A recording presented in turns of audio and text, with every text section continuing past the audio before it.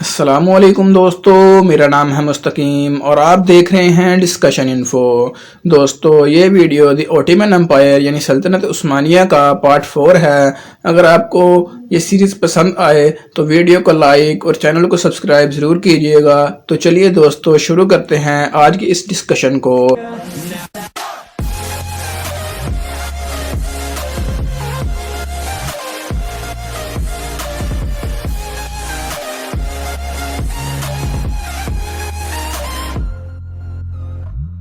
جب سلطان کی فوج نے بغاوت کر دی تو سلطان کے وزیر اعظم کی یہ ذمہ داری تھی کہ وہ فوج کو کنٹرول میں رکھے، لیکن جب بغاوت ہو گئی تو سلطان سلیم یا اس جیسے سنگ دل آدمی یہ برداشت نہ کر سکا۔ اس نے پہلے کئی باغی سرداروں کو قتل کر دیا اور بغاوت کو کچل دیا۔ اس کے بعد اس نے سزا کے طور پر اپنے وزیر اعظم کو بھی قتل کر دیا۔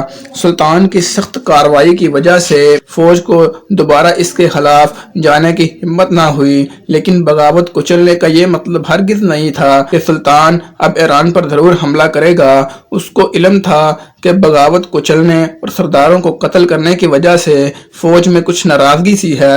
اگر فوج کو خوش کرنا ہے، ان کو کوئی آسان ہدف دینا ہوگا جہاں ترک فوج کو زیادہ مشقت پیش نہ آئے اور علاقہ آسانی سے فتح ہو جائے۔ ابھی سلطان اس پر غور کر ہی رہا تھا کہ اس کو مصر سے کچھ خطوط ملے جن کو پڑھ کر سلطان جوم اٹھا۔ یہ خطوط سلطنت عثمانیہ کی سب سے بڑی کامیابی کا ثبوت تھا۔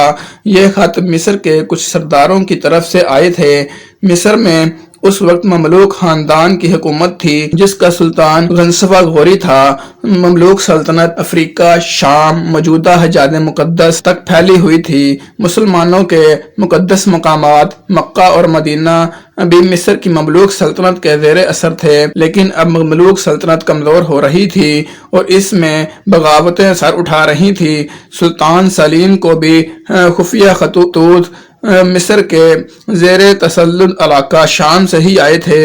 ان سرداروں نے خفیہ خطوط کے ذریعے سلطان سلیم سے مطالبہ کیا کہ اگر عثمانی ان کو عہدوں اور مال میں حصہ دار بنانے کا وعدہ کرتے ہیں تو مملوک سلطنت کے خلاف عثمانیوں کی خفیہ مدد کریں گے۔ ان سرداروں میں شام کے شہر حلب کا گورنر بھی موجود تھا۔ سلطان تو پہلے سے ہی خلافت پر نظریں جمائے بیٹھا تھا۔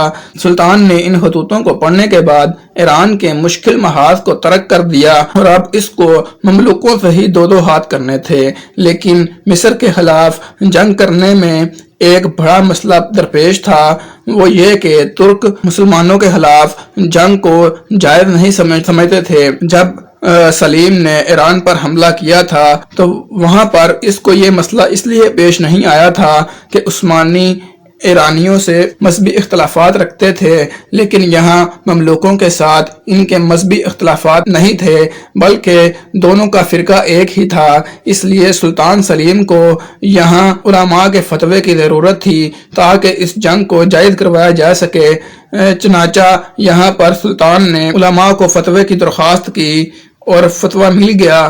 اس فتوے میں لکھا تھا کہ مملوک مسلمان رعایا پر ظلم کرتے ہیں اور انہوں نے ایران کے سفیروں سے بھی جنگی معاہدے کر رکھے ہیں، اس لیے ان کے خلاف جنگ جائز ہے۔ جس تقریب میں یہ فتویٰ دیا جا رہا تھا اسی میں ایک سردار رائز افندی محمد پاشا نے ایک پرجوش تقریر کی۔ اس نے کہا کہ مکہ مکرمہ اور مدینہ منورہ کی حفاظت کا حق سوائے سلطنت عثمانیہ کے سلطان کے اور کسی کو نہیں ہے، اس لیے سلطان کا فرض ہے کہ اس کو طاقت کے زور پر حاصل کرے۔ سلطان سلیم اس تقریر سے بہت خوش ہوا اور اس نے اس کو وزیر اعظم بنا دیا کیونکہ اس نے پہلے وزیر اعظم کو قتل کر دیا تھا۔ تو دوستو آج کے لیے بس اتنا ہی، ملتے ہیں اگلی انفارمیٹیو ویڈیو میں، تب تک کے لیے اللہ حافظ۔